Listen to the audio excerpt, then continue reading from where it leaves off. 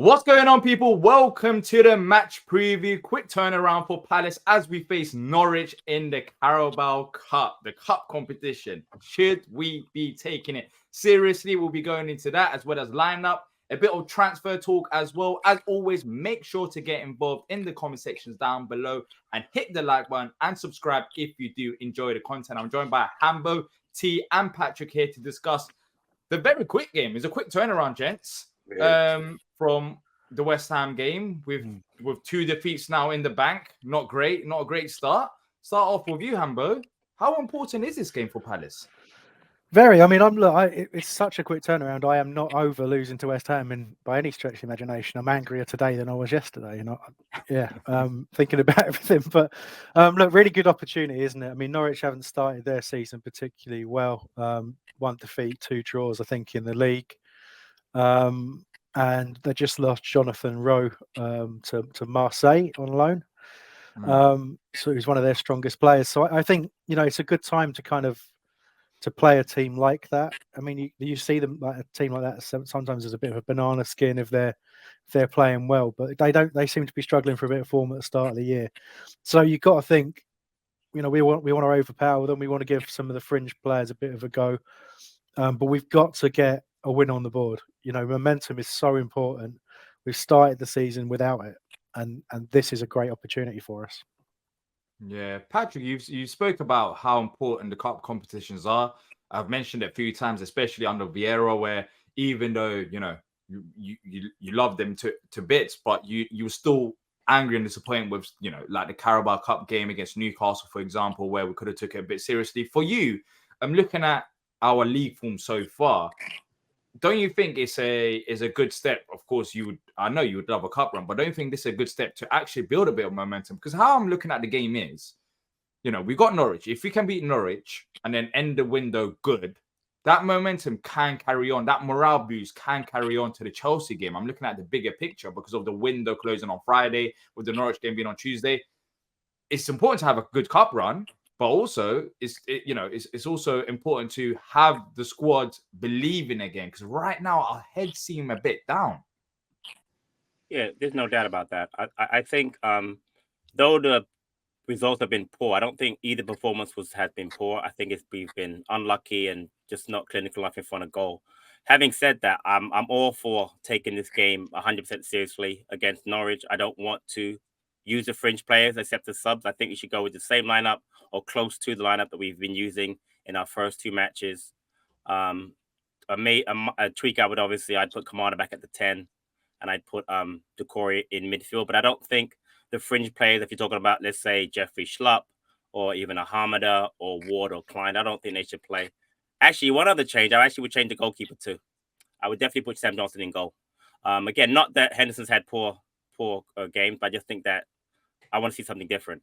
But just going back to your point, without a doubt, I want to see this cup taken seriously. Norwich, as Hambo mentioned, have not got off to a great start. They've lost key players. They've got a brand new manager, young manager. They probably won't be going all out because, again, their main focus will probably be, if not promotion playoffs, at least doing well in the division. So no doubt about it. I definitely think that a good cup run is important, and it starts against Norwich. Yeah, T didn't agree with what you're saying. In fact, he left because you hurt him so much. In terms of some of the words that he said. So T wants to fully rotate the squad, I guess. No. I don't know what just happened. I'm sitting there and all of a sudden it froze up. No, it gets a role to play. No, I fully believe that the winning builds momentum. Regardless of whether it's a win in the cup, a win in the league. So it needs to be, especially with the start that we've had, it needs to be taken with the utmost of importance. So you need to field an extremely strong team. We need to make sure that we have a really good tactical understanding. And very much agree with Patrick. We need to, however, probably have some changes in that team.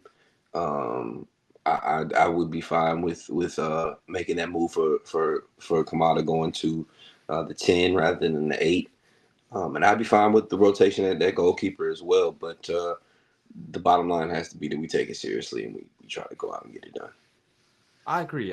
We do have to take it seriously, because I do want a cup run. And also when you look at the squad, Hambo, do you think we're in a position to make that many changes? Anyways, I mean, you look at the bench Yeah. against West Ham. We had Sarr, Schlupp, Kamada, Ward, Holding, Klein, Doucouré, Hamada. I would like to see Doucouré come into the midfield to build up some fitness, because I need Doucouré ready ASAP. As we saw it yesterday, for me, Kamada, he shouldn't be playing in midfield, especially whilst adjusting to the league, because defensively, I think he's not at it right now, even though he's got massive, attacking ability. I'm not writing him off by any means. I think the midfield has come a bit too soon for him. So, Doucouré, there's Klein there, there's Holding. So, I mean, I have mentioned a few players. I did say, can we make that many changes? But I did mention a few players that could potentially come in. Yeah. What do you think Glasgow would do? Yeah, I know. We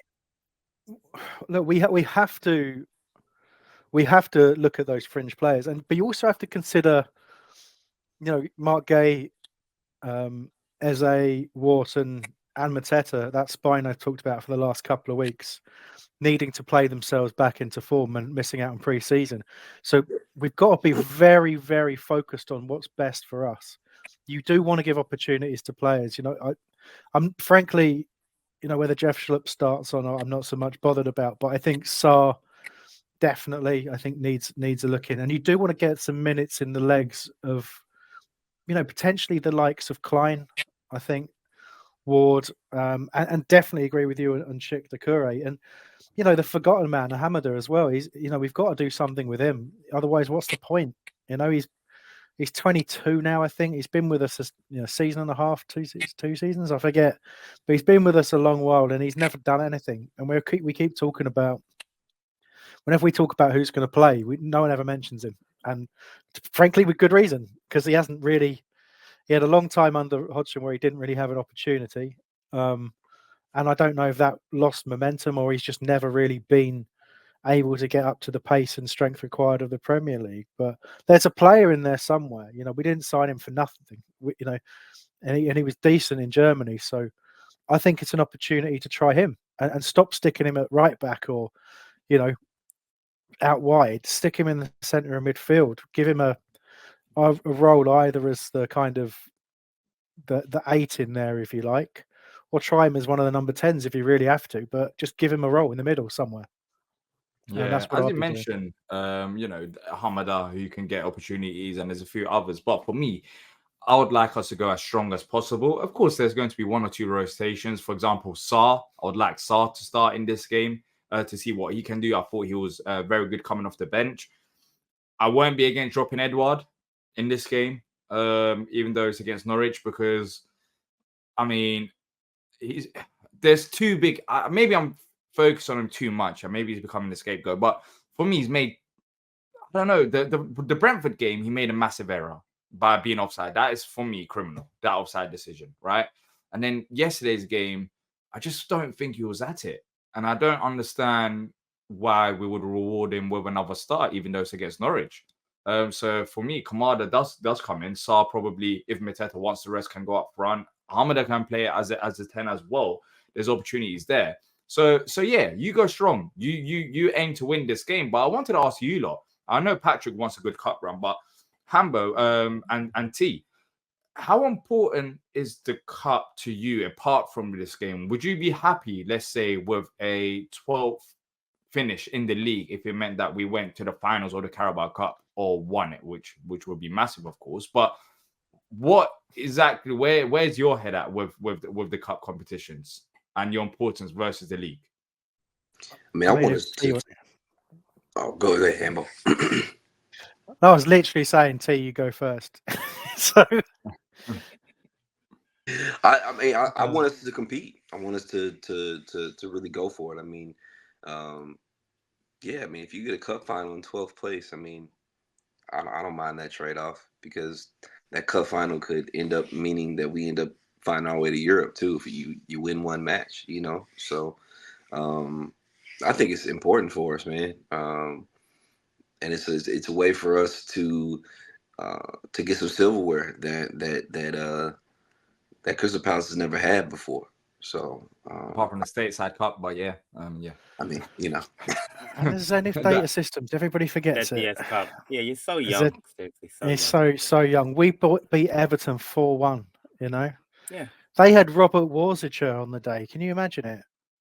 Yeah, but Warzicher, Zenith however data you pronounce system it. Anyway, is Zenith Ian data still Wright. about? Basicha. Ian Wright scored 2 goals. I Basicha. mean, come on. Zenith data Jeff reminds me Thomas of got like one. Slaka got another one. I think. What? Slaka got one, yeah. it reminds me of What? like Microsoft 98. It feels like Yes, it's that retro. vintage. Yeah. Yeah, So yeah, it's look, kind it was of good stuff. Look, I got to say this with the League Cup, it doesn't have the same appeal for me until you start getting in. Like once you hit the quarterfinals, then it becomes okay. This is an opportunity.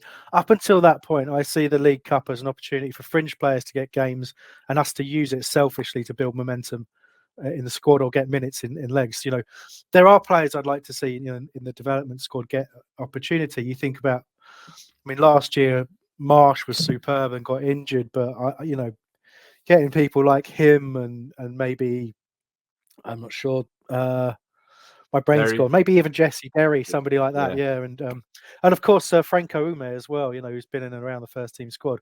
Giving those people maybe some actual minutes for first team football. But I think right now, if you offered me the opportunity to take the 12th place finish and the League Cup, I'd bite your hand off. But do you reckon we'll have the patience for that? Because as you mentioned, there are some fans like you where no. Patrick, the reason why I'm asking that is because let's say, I don't know, if we're struggling in the next few Premier League games and we beat Norwich, do you think the fans will be like, oh well, we're in the third round of the Carabao Cup?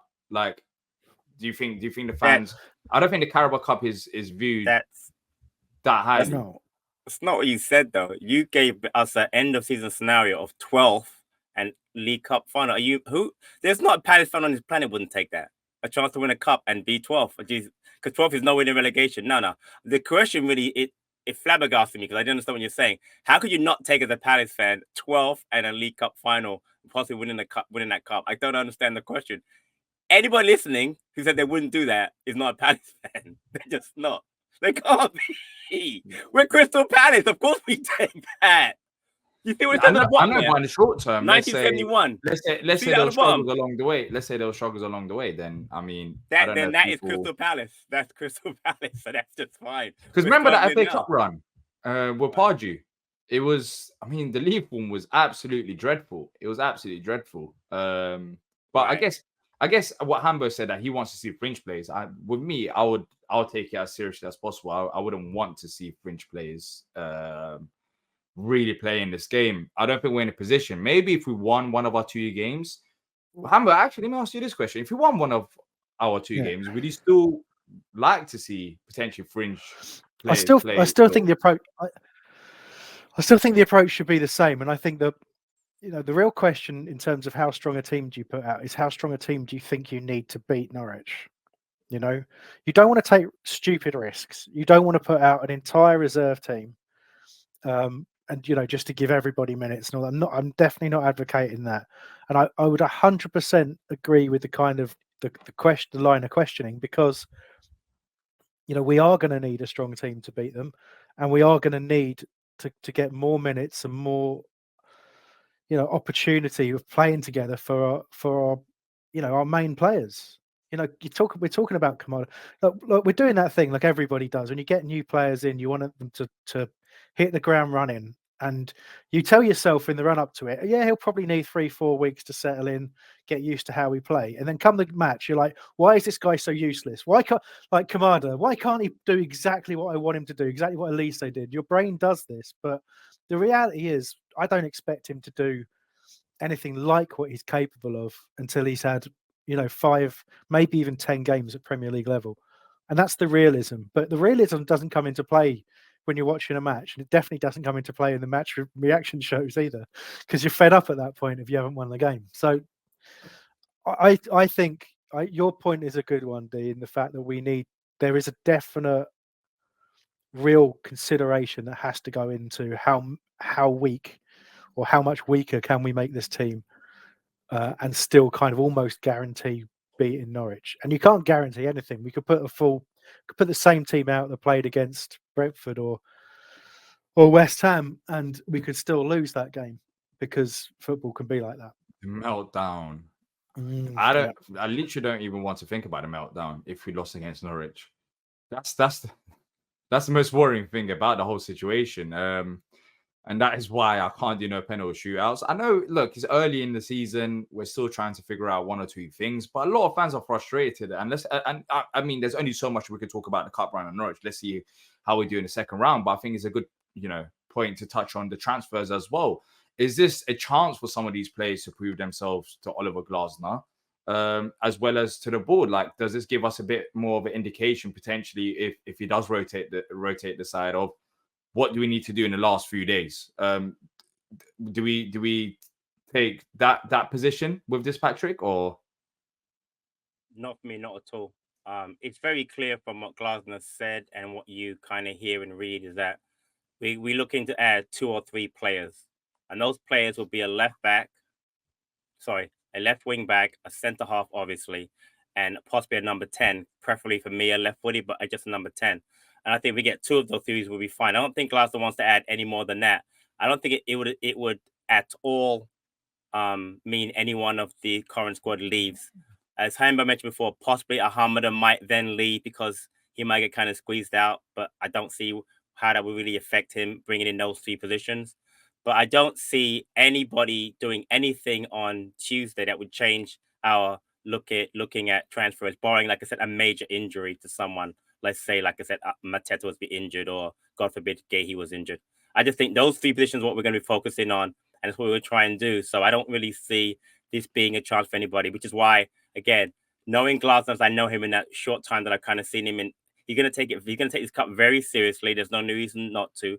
You're right about the meltdown. You're right about building momentum, as T mentioned. So there's no reason why I can't see him going 100% with the best team he can put out there and do the best he can, and then moving on after that towards Chelsea.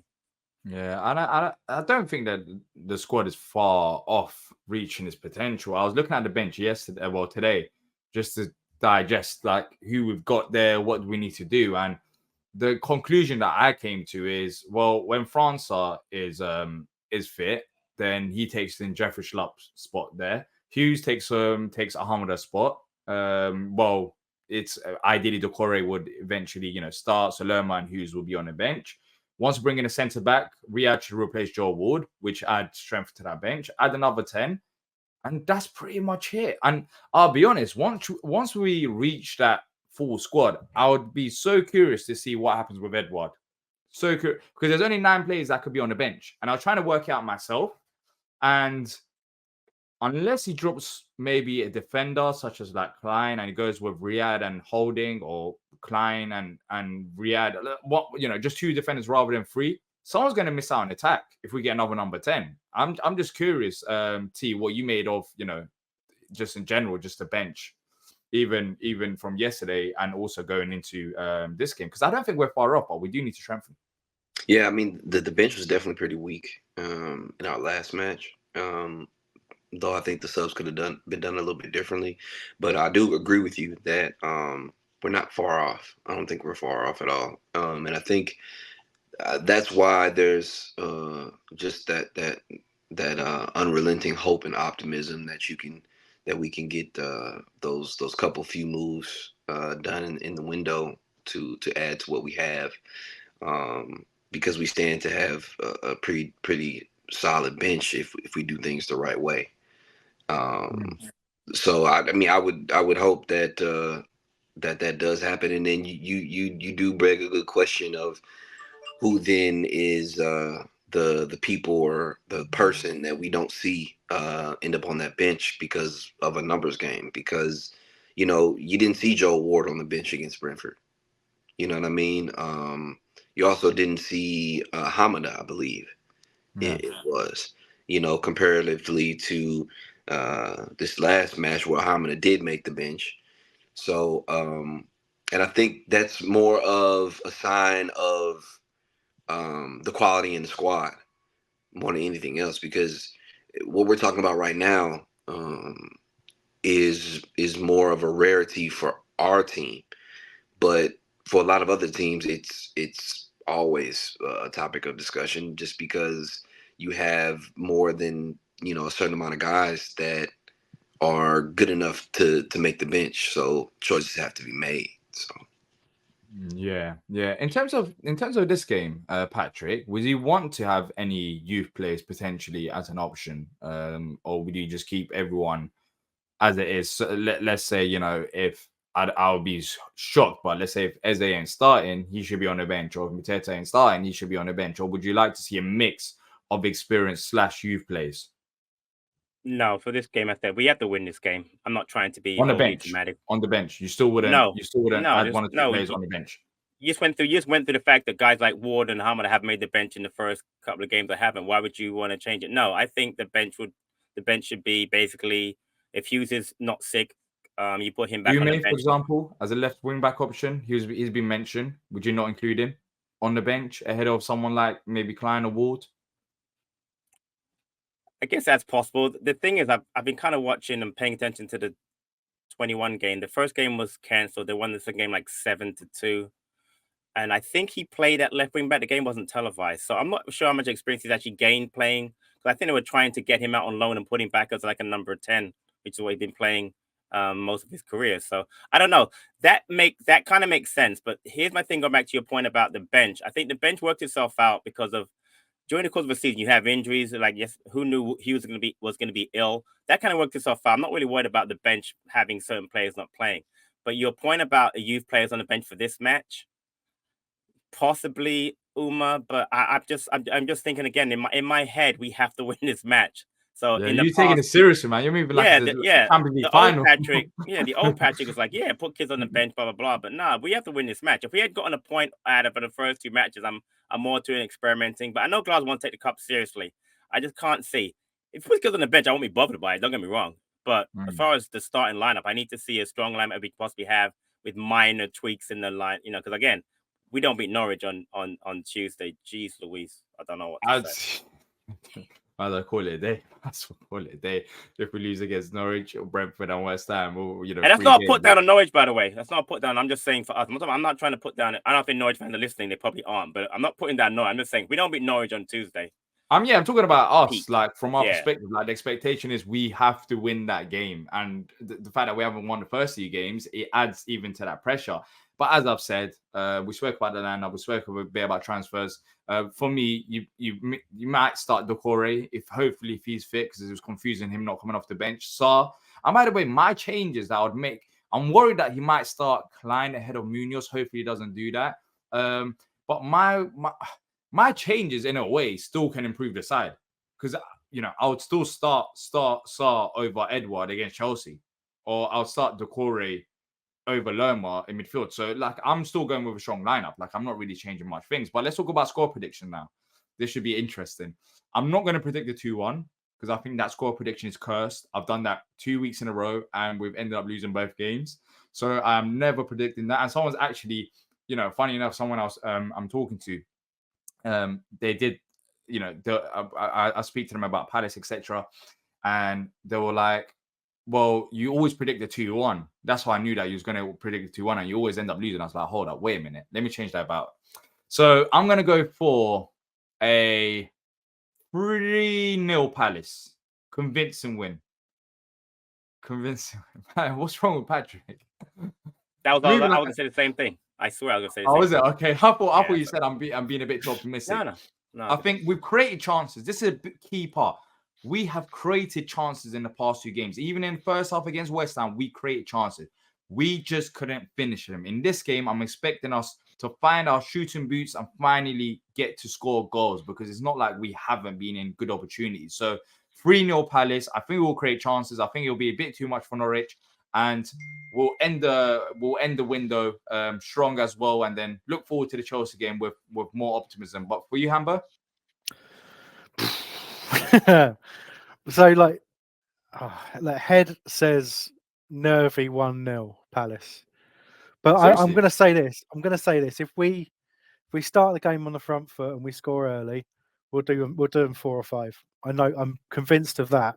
If we open we'll open the floodgates if we score early. But I honestly think we'll see a little bit more of the same in terms of dominating the possession for spells and just struggling to finish. And I think we'll get one, and I think that's what it'll be. It'll be a 1-0.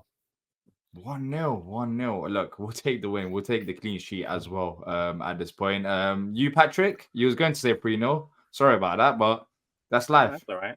Yeah, it is. No, I'm thinking back to like when Wayne Rooney came in as Derby manager. We lost in the FA Cup to Derby, and I want to be negative, but honestly, He was a manager. I have a lot. Was that Vieira? Vieira or Hodgson? One of the two. I just don't remember Hodgson, Vieira losing to Wayne Rooney. Then it was Hodgson. Then I mean, it was typical. It was at home. It was a home game, FA Cup, like third round. In FA, huh? He played. I remember that game. Wasn't he? Yeah, it was a game of Sellers Park FA Cup. You could while one of you guys Google it while I'm talking. But I just have a lot of faith in Glasner as a manager, and I wanted to go 3, but I'm very confident that this is. I'm not saying this is where our season starts because I don't think we're beating Chelsea. By the way, spoiler alert for the Chelsea preview: we never beat Chelsea, not being that game. But I think we'll comfortably beat Norwich. I think I'm gonna go 4-0. Took my 3-0. 4-0. So that just shows how confident you are. I said 3-0. You said, all right, I'm not going to say 3-0. I was just wondering if we're going to go more 2-0 or 4-0. And you're confident, man. You're confident about this game. And you should be. You should be. T? Do Carabao matches go to penalties or do they replay? Yeah, it does. Right away. No extra time. Yeah. I'll say, no extra time. So I've been very optimistic in my first 2 predictions. So I'll be cautiously optimistic with this one. I'll say 1-1 and Palace winning penalties. I don't know if my heart. Yeah. I don't know if I got enough heart left in me to witness another Palace penalties, especially against Norwich, because I know, like, in the back of my mind, then I'm thinking, if we lose this penalties, oh my days, I need to turn off my phone. That'd be crazy. But yeah, could go penalty. All right, I got it real quick. Yeah, it was 1-0. Chris Martin, ex-Palace player, scored, and of course, Luca got a red card. So yeah, you don't remember January 5th, 2020. 1-0 lost. Yeah. And they described Rooney as playing quarterback, didn't they? Exactly. Because the manager was actually Philip Cocu was the manager for Derby on the day. Cocu, yeah. Because he left shortly afterwards and was replaced by. I thought you said Wayne Rooney as the manager. I think it was. I thought it was player managers, but I thought it was player management. He was player coach at the time, wasn't he? Yeah, player coach. Yeah, so it was. Yeah. Well, here we are, gents. Here we are. We've got a massive game coming up. We've all predicted wins, some by penalties, some 4-0, 3-0, 1-0. Just shows the state of the Palace fan base right now. Everyone's just all over the place. There's a confidence, optimism. But as I've said, this is a massive week for us, especially with the Norwich game, with the transfer window. But we must, with all due respect, we must beat Norwich after our last 2 games. We've created chances. We just have to finish them off and hopefully be a bit more solid defensively. Let us know your score predictions and thoughts ahead of the game in the comment section down below. Thank you to every single one of you that's watched this. And until next time, up the Palace.